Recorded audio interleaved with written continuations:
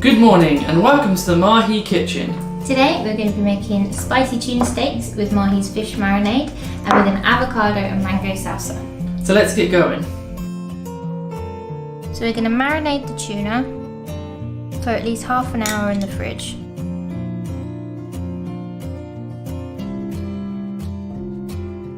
To make the salsa, dice the mango and the tomatoes, then slice the avocados and the spring onions, and then top it with the pomegranate seeds and a squeeze of lime.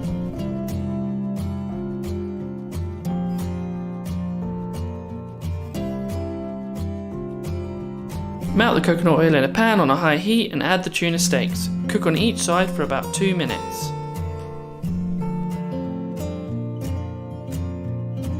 And there you have it. It's such an easy dish to make, but one of our favourites. And it's a great dish for when you're having friends over because you're not in the kitchen for long and it's super tasty.